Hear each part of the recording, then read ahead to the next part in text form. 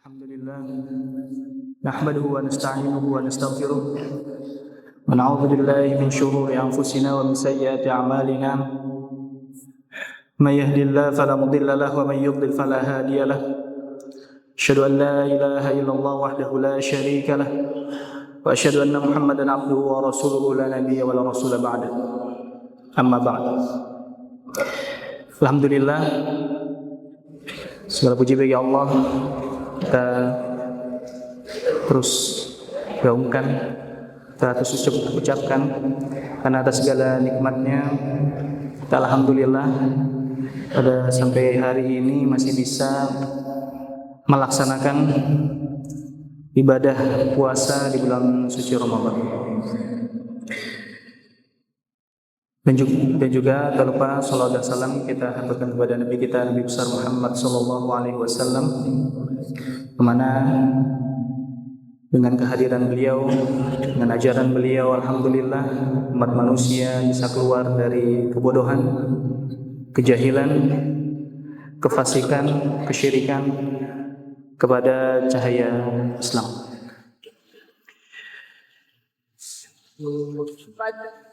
Jamaah Masjid Al-Wafa yang diberkahi oleh Allah Subhanahu wa taala, Rasulullah sallallahu alaihi wasallam bersabda di dalam suatu hadis, "Man qama ramadhana imanan wa ihtisaban, ghufira lahu ma taqaddama min dhanbihi." Barang siapa yang qama bukan sakit koma ya. Koma bahasa Arab ya, bukan koma sakit koma. Barang siapa koma apa artinya? Berdiri ya. Man koma, barang siapa yang berdiri di bulan Ramadan. Maksudnya apa berdiri? Berdiri doang gitu atau ada maksud lain tujuan dari hadis itu? Maksudnya apa? Salat ya. Karena afdalul arkan fi shalah, rukun yang paling afdal di dalam salat itu apa? Rukun berdiri.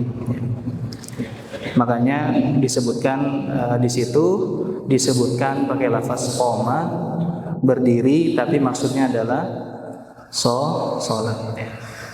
Man qama ramadhana imanan wa ihtisaban ghufira lahu ma taqaddama min dhanbihi. Maka dia, barang siapa yang sholat di bulan Ramadan, dan ini tentu ada fadilah khusus, maka para ulama menafsirkan hadis ini adalah yaitu ibadah sholat tarawih ya, ibadah sholat tarawih. Maka barang siapa yang melaksanakan sholat tarawih ya di bulan Ramadan, melaksanakan sholat karena keimanannya pada Allah Subhanahu wa taala dan meyakini akan ajaran Rasulullah sallallahu alaihi wasallam, wahtisaban, dan berharap pahala dari Allah Subhanahu wa taala, tidak berharap yang lain. Bukan datang ke masjid karena ingin tidur, lanjut tidur katanya. Ingin apa? Karena takut sama musyrifnya, takut sama ustadznya, atau takut misalkan kalau para pegawai itu ya di masyarakat, misalnya kita tinggal di tengah masyarakat, kita takut digunjing orang. Wah, si fulan nih nggak datang ke masjid ya. Si fulan nggak datang ke masjid, berarti nanti di akhir dibicarakan. Takut karena itu, bukan karena Allah Subhanahu wa taala. Nah, seharusnya dia datang sholat tarawih ya untuk apa? Karena Allah Subhanahu wa taala. Nah, ketika dia beriman dan juga dia mengharapkan ridha Allah, mengharapkan pahala dari Allah Subhanahu wa taala, karena itu merupakan syarat ibadah ya. Para jamaah sekalian, bahwa salah satu syarat dalam ibadah adalah apa? Ikhlas ya. Ikhlas lillahi ta'ala. Dan juga satu lagi itu mengikuti tuntunan dari Nabi Muhammad SAW. Nah, ihtisaban, kalau misalkan itu terpenuhi, ghufira lahu ma taqaddama min dzambi, maka dosa yang telah lalu itu akan Allah ampuni, ya. Makanya bulan Ramadan ini adalah merupakan ya bulan Allah sedang memberikan kucuran rahmatnya pada umat Nabi Muhammad SAW. Salah satunya dengan apa? Momentum kita bisa apa? Salat tarawih. Ketika kita salat, dia menghidupkan malam dengan salat, ya. Kita menghidupkan malam dengan baca Al-Quran. Insyaallah, ya, dengan kita merutinkan itu setiap hari, maka insyaallah kita akan mendapatkan ampunan dari Allah Subhanahu wa Ta'ala. Dan yang perlu diperhatikan bahwa ketika kita mengikuti ya ibadah salat tarawih ini kan diutamakan dilaksanakan secara apa? Berjamaah, ya, di masjid, ya. Di masjid membersamai imam sampai witir, ya, dilakukan itu setiap hari. Nah, saking besarnya fadilah dan kita dituntut atau diutamakan kita melaksanakan di masjid dan kita disunahkan juga mengikuti sampai selesainya imam, ya, witir. Dikatakan dalam hadis bahwa itu seperti sholat malam semalaman suntuk, ya. Sholat semalaman suntuk. Malam itu kan dihitung dari maghrib, ya. Maghrib sampai subuh, sampai sebelum subuh. Paling kita tarawih kalau di Al-Wafa berapa? 1 jam, ya. 1 jam apa lebih? 2 jam lagi. 1 jam atau kurang, ya. Nah, kita hanya meluangkan waktu 1 jam atau kurang dari itu, ya, range antara 30 sampai 1 jam untuk melaksanakan sholat tarawih, ya, berapapun jumlah rakaatnya yang sesuai dengan di masjid, ya, kita laksanakan. Itu seakan-akan kita sholat apa? Semalaman suntuk. Itu kalau hitungan dari maghrib sampai subuh berapa jam? 12 kurang dari 12, ya.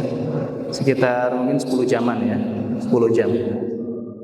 Bayangkan, ya, kita hanya meluangkan waktu 1 jam, 7 buah kurang dari 1 jam, tapi insya Allah kalau kita konsisten komitmen, ya, di hari itu sampai imamnya selesai, insya Allah kita akan mendapatkan pahala semalaman suntuk, pahala sholat, ya, pahala sholat,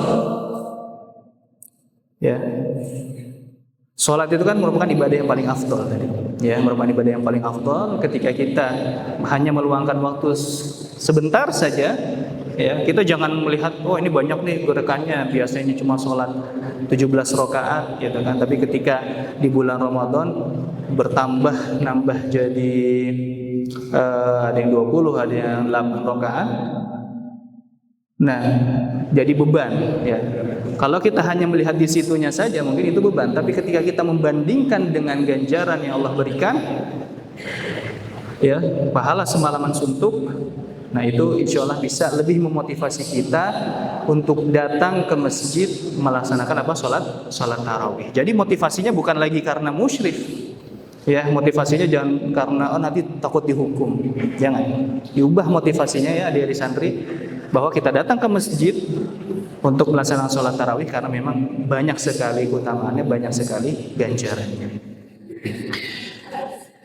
Dan ini menjadi kesempatan bagi kita di mana ketika kita misalkan di luar bulan Ramadan kita mungkin jarang mendawamkan qiyamul lail, sholat tahajud, ya, sholat malam.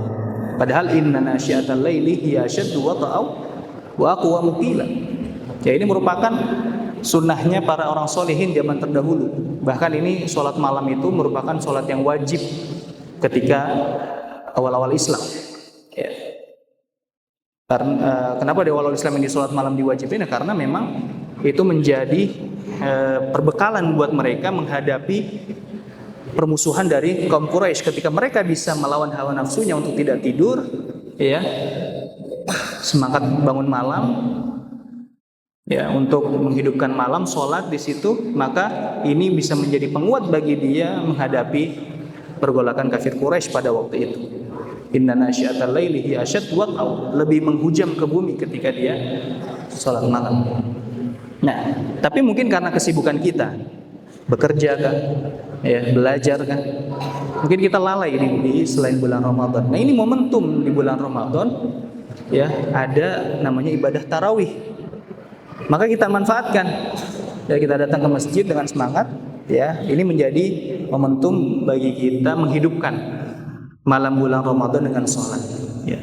Bahkan kalau bisa kita menghidupkan lagi, ditambah bukan hanya sholat, ya, tapi juga dengan baca Al-Quran. Ya, baca Al-Quran. Para salafus soleh itu lebih mengutamakan waktu di malam hari dibandingkan di waktu di siang hari. Begitupun juga dengan ibadah-ibadah yang lainnya. Sholat pun juga sama. Para salafus soleh itu lebih mengutamakan sholat sunnah itu yang ada di malam hari. Nah, ini dan apalagi ketika misalkan masuk 10 hari terakhir, masuk i'tikaf, ya, masuk ada namanya di situ Allah memberikan beribu-ribu berlipat-lipat ganda pahala, ya, di momentum malam Lailatul Qadar.